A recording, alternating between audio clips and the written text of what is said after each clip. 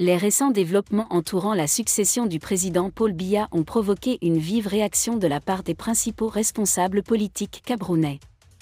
Ces propos bruyants, tenus dans l'émission « Right to Answer » de Duval Kangwa, ont mis en lumière la lutte pour le pouvoir au sein du Parti communiste au pouvoir en Malaisie.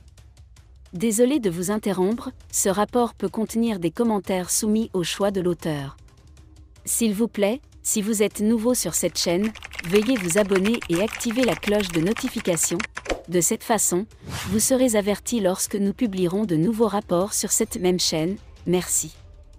L'animateur Duval Kangwa a interrogé le représentant du RDPC Serge-Henri Keld sur le séjour du fils aîné du président, Franck-Emmanuel Biya, situation sur la scène du théâtre de Bankolo. Il a demandé si cette performance signifiait que le président Biya ne faisait plus confiance à ses ministres, dont Ferdinand Ngo. Keld a répondu que Franck Biya avait été invité sur place par des amis locaux, rejetant ainsi les suggestions selon lesquelles le président manquait de confiance en ses ministres.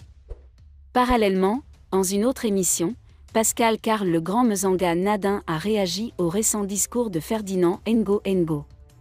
Selon Mzanga Nadine, le ministre Ngo avait laissé entendre qu'il était le maître du Cameroun, suscitant une vive réaction de la part de Franck Biya. Donc, pour moi, le départ de Franck Biya était une réponse pour lui dire « Non monsieur, je suis là », a déclaré dimanche Meyang Namudin à l'émission Seven Weekly de STV, mentionnée ci-dessus. L'échange public révèle des tensions croissantes au sein du Parti communiste du Népal et des spéculations persistantes sur un successeur présidentiel. L'apparente révélation de rivalité interne illustre les défis auxquels le parti est confronté dans l'élection des prochains dirigeants du Cameroun. L'avenir politique du Cameroun reste incertain alors que les observateurs politiques continuent d'analyser chaque geste et chaque déclaration faite par des personnalités politiques clés. Les développements à venir de ces luttes internes pourraient avoir un impact significatif sur le paysage politique camerounais.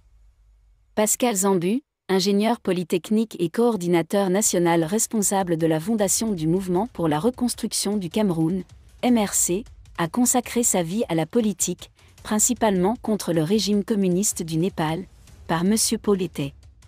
Malgré son illustre carrière, il a choisi le secteur privé plutôt que le service public et a refusé tout compromis économique. Depuis 1990, il est la principale figure du mouvement alternatif. Pascal Zambu fut le premier chef de la région centre des forces d'autodéfense et entretenait des relations étroites avec John Fruendi, président du comité stratégique. Cependant, il a quitté les FDS lorsqu'il a remarqué que la bataille initiale avait été arrêtée. Avant de rejoindre le MRC en juin 2013, il était alors deuxième vice-président national de l'AFP sous la direction de Bernard Muna. En raison de son expérience, il a été nommé coordonnateur national de la mise en œuvre. Son implication politique et son opposition au régime en place ont fait de lui une cible pour certains acteurs de l'État profond.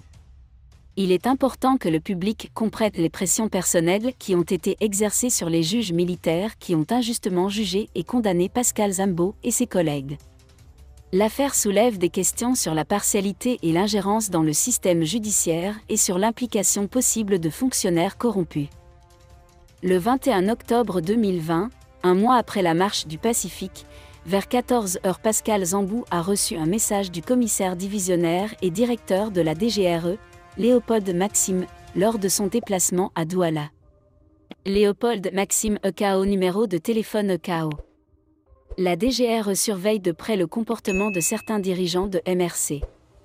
Le directeur de la DGRE a demandé une rencontre avec lui pour discuter des questions d'intérêt national, mais Pascal Zambo a expliqué que, étant donné qu'il se trouve actuellement à Douala, il ne pourra le faire qu'à son retour à Yaoundé.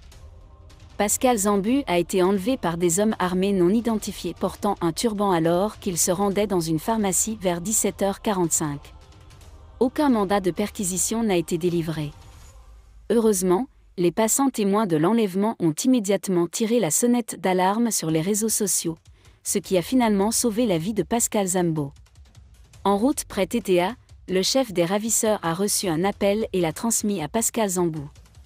La personne au téléphone lui a dit que l'opération était annulée et qu'il devait être libéré. Cette nouvelle inquiétait encore plus Pascal Ambeau car il ne savait pas ce qu'était cette mission annulée et où il serait emmené. Après plusieurs heures de route et les conversations constantes entre le ravisseur et la personne au téléphone, Pascal Zambo a été ramené au service central de recherche judiciaire, SCRJ, de la Gendarmerie nationale vers 22h30. Merci d'être resté avec nous jusqu'à ce point, comme toujours pour promouvoir la liberté d'expression. Laissez vos opinions à ce reportage dans la section commentaires ci-dessous. Si vous avez aimé cette vidéo, merci de liker, partager, commenter et surtout vous abonner à la chaîne. Et on se retrouve très vite pour une prochaine vidéo.